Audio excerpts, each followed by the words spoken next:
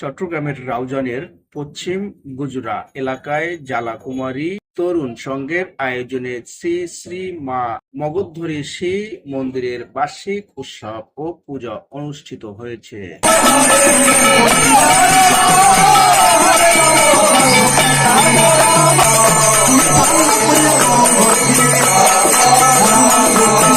14 April সোমবার সকালে এ অনুষ্ঠানের আয়োজন করা হয়েছে।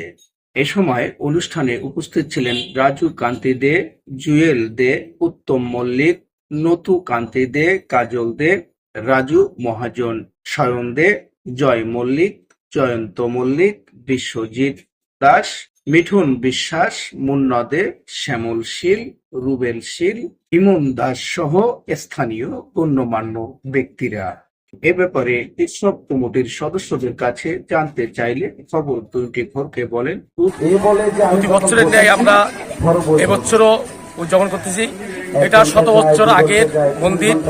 এই মন্দির আমাদের পূর্বপুরুষ থেকে এই মন্দির ছিল এবং আমরা শুরুকাল থেকে এই মন্দির দেখে আসছি।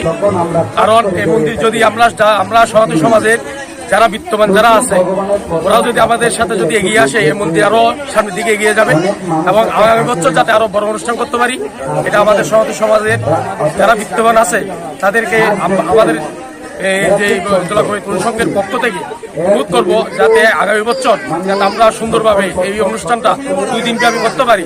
অনুষ্ঠানে আমরা উপস্থিত হয়েছি, এটা দেখে এখানে প্রত্যেকটা অনুষ্ঠানের প্রতিটা পর্ব অনেক সুন্দরভাবে উদযাপিত হচ্ছে। তো সেই জন্য আমি যারা জ্বালাকুমারী তরুণ সংঘের সকল সদস্যবৃন্দদের আমি অনেক অনেক ধন্যবাদ জ্ঞাপন করছি এত সুন্দর একটা আয়োজনের জন্য। শ্রী শ্রী মা মগধেশ্বরী বার্ষিক উৎসব উপলক্ষে এই আয়োজন। দূর দূরান্ত থেকে আপনারা যারা দেখছেন সকলের প্রতি আহ্বান রইল।